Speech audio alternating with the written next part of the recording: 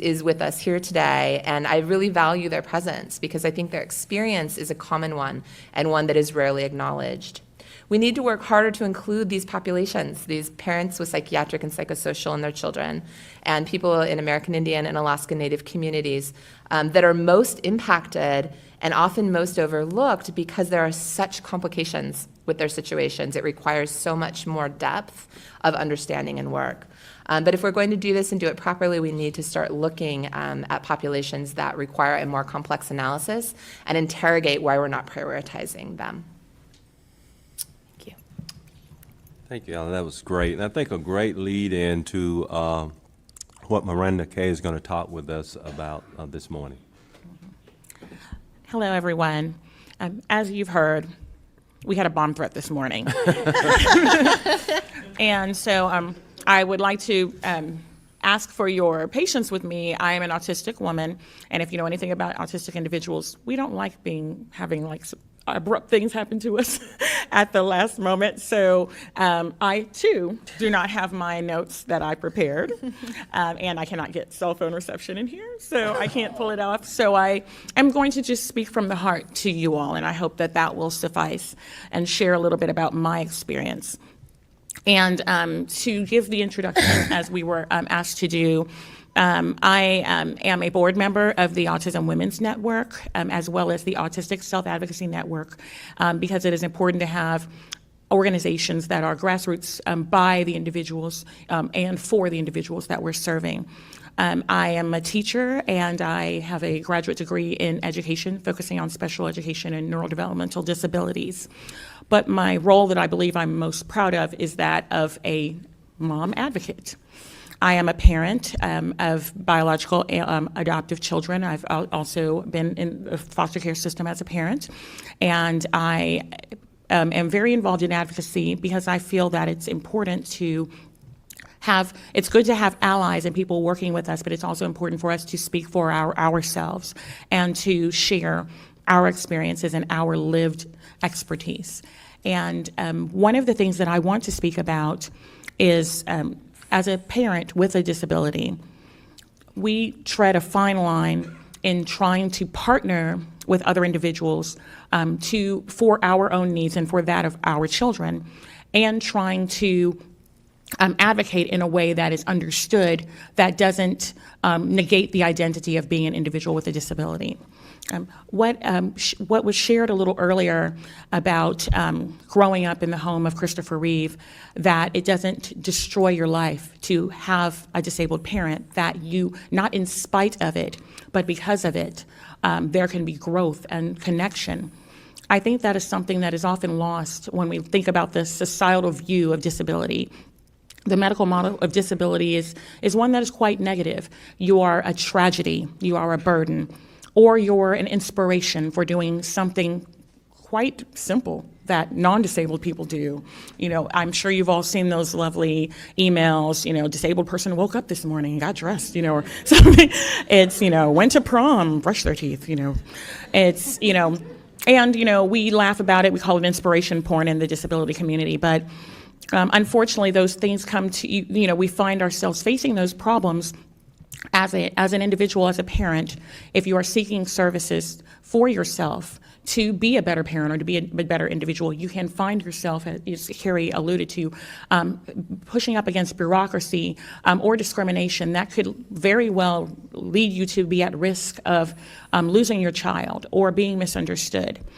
If you are in a home where you value certain aspects of your disability as a part of your identity, which many of us in the disability field do. We believe we are disabled, but we don't believe that it is something that should be feared, or that we just want pity, or that we want sympathy. We want to grow, and in the areas where we can grow, and we want to have meaningful supports to be at our best. We want people to presume competence of us, and we want to be able to have a sense of autonomy over our lives. We don't view that needing support or needing assistance is a bad thing. All humans are interdependent in their own way upon others.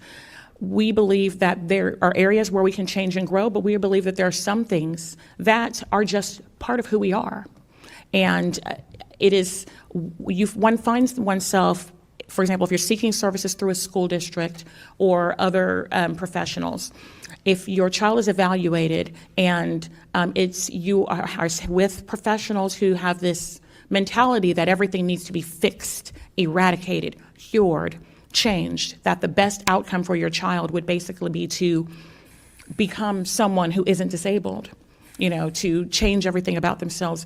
That isn't what we're looking for, often, a lot of parents. The concept of neurodiversity is that there are different types of minds, there are different types of ways of thinking and being, and that they are all a part of the normal human spectrum. And that if an individual is non-speaking and that is not the way they normally communicate, that they should be given other supports or ways to communicate, other adaptive equipment, and should not be forced to learn how to speak, that is not the best use of their time.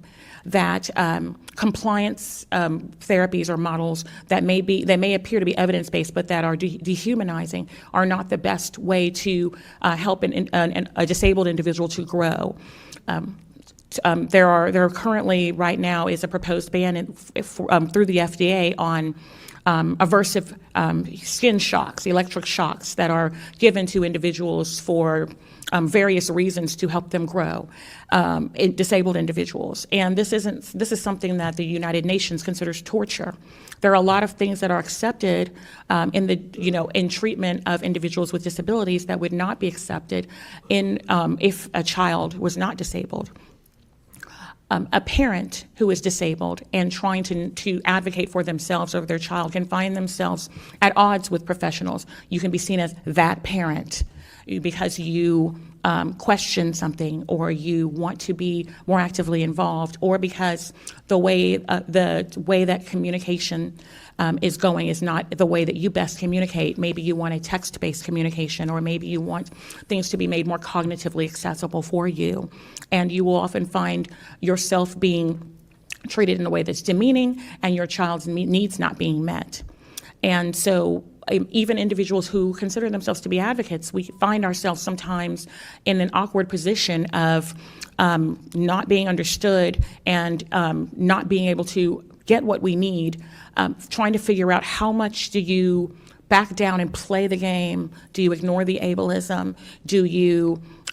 Which battles do you pick and choose in order to be able to not frustrate people to where there would be retaliatory measures against you and your child?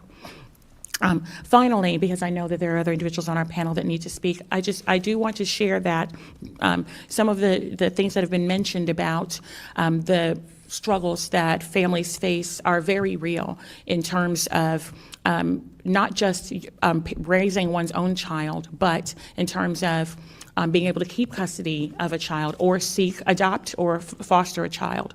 Disabilities are very often used against you, and it is stated that if you are disabled, you may not have the ability to deal with a child with high needs or to be able to meet their needs or access the resources when you actually may already have experience in that system. And so it is often viewed that your child would be better off with non-disabled individuals in an institution, with other resources, because you are not seen as being capable of carrying through with the service plans or what is needed for your child because of this deficit-based model. So it is my hope that we make sure that we try to understand that everything about a disability isn't something that needs to be fixed. Some things cannot be fixed, and even if they could, some things are the way they are supposed to be. And it is not, in my home, we have an alphabet soup of diagnoses. We are a several-different family. We have intellectual disability, we have giftedness, we have arthritis, we have ADD, and we are a quirky, interesting, fun, loving, loud family, and we make it work. And it is not something that one should fear. If it is a multi-generational disabled household with adequate supports, the family can still thrive. Thank you.